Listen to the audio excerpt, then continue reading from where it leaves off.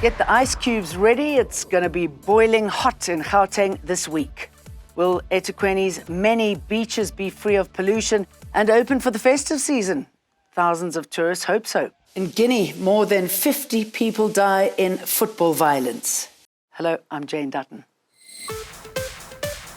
This is Eyewitness News. Burning tyres to show just how angry they are. The Long Distance Association in Durban is demanding their impounded cars be released. The vehicles were impounded by police due to permit issues. The eThekwini Metro Police have now cleared all major routes in the coastal city following a blockade by striking taxi operators.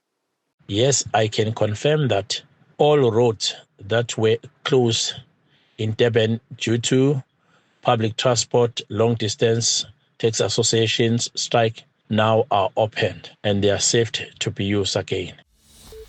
The South African Weather Service has issued a warning for heatwave conditions in Gauteng. It says extremely high temperatures are predicted for this coming week. Pretoria is set to peak at around 39 degrees on Wednesday, and Johannesburg will see a high of 37 degrees. This is the third heatwave to hit the Gauteng province this season.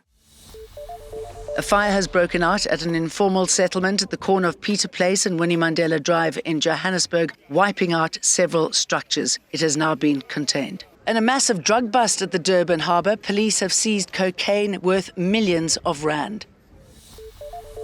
Food has been sent down to hundreds of hungry and dehydrated illegal miners at an abandoned gold mine in Stilfontein. That's after the Pretoria High Court has again granted an interim order for humanitarian aid to be sent down to them. This also follows a protracted operation by police and the army in parts of Northwest in a bid to clamp down on illegal underground mining networks. Operation Vala Mgodi was intensified earlier this month with police closing off the movement of food, water and other supplies into disused shafts. This is the second time government has been hauled to the courts over its handling of the operation. Also, 21 more illegal miners have resurfaced from the mine as efforts to retrieve hundreds of zamazamas enter another week. Of the 21 illegal miners, 12 are Mozambique and 9 are Zimbabwe foreign nationals. They are still being processed, and one of the 4 that resurfaced at number 10 shaft has been taken to hospital for medical observation.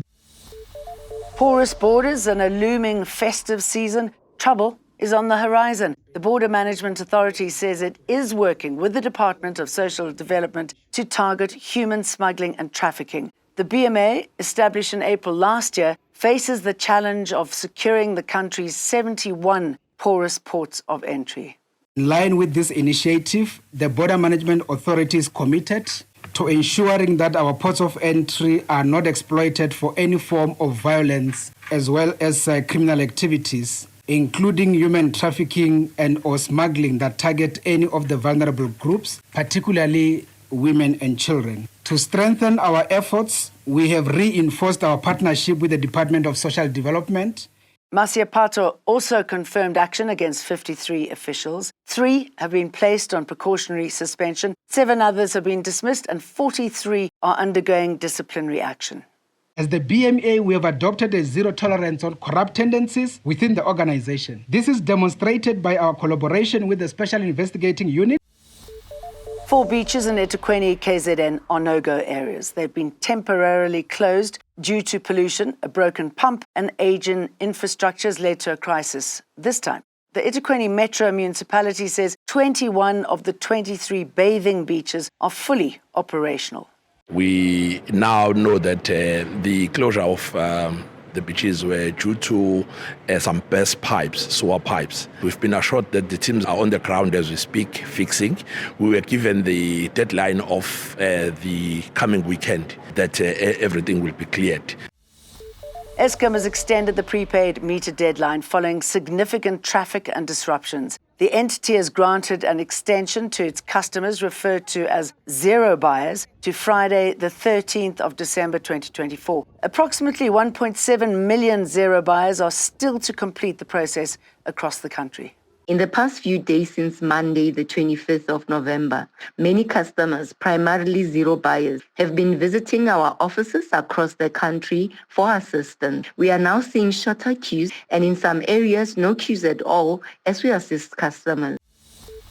Some senior ANC leaders said to be secretly working for the Umkhonto we Sizwe party. The ANC says those who want to leave the organisation are more than welcome to do so. The ANC's leadership in KZN is reporting to the party's National Working Committee on the province's dismal electoral performance at the May 29th polls. Some within the ANC have linked its electoral decline in the province to several issues, including members who've been doubling up for the MK party.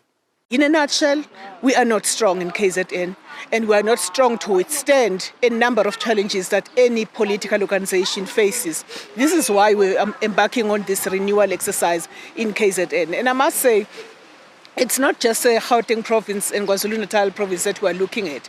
We are looking at all provinces with a view to identifying where we remain strong and solid, but also where there are teething challenges. We do have other provinces that are of concern that we are looking at.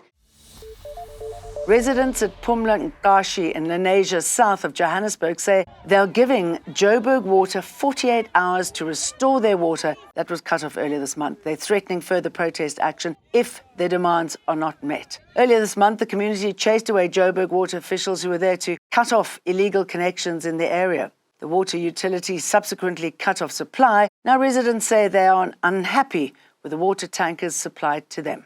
We are here because of strike where we stay in our area and we pay for water because you cannot live without water. You cannot do anything without water, and water is a need, it's not a want. So as residents, we are very angry. For our councillor, she's not doing anything, but she's calling herself a councillor, which is, I think it's been 7 years now, but still we don't have anything. We don't have electricity, we don't have services, so all we need is the services. But for right now, the only thing we need is water. In Guinea, more than 50 people have lost their lives during a fatal fight after a football match. Trouble started with a contested decision by the referee, which resulted in fans invading the pitch yesterday. And to the reignited war in Syria, Syrian President Bashar al-Assad is seeking support from his allies after a surprise rebel attack. Government forces have lost control of Aleppo for the first time since the start of the country's civil war. German airline group Lufthansa has extended the suspension of flights to Tel Aviv to the end of January. Services to the Lebanese capital of Beirut have been suspended until the end of February. And US President Joe Biden on Sunday issued an official pardon for his son Hunter. Hunter was facing sentencing for 2 criminal cases, despite assurances that he would not intervene in his legal troubles. And we leave you with this. Congratulations to 702 for winning Commercial Station of the Year at the Radio Awards. Eyewitness News, in touch, in tune, and independent. For the latest, log on to ewn.co.za or ewn.mobi.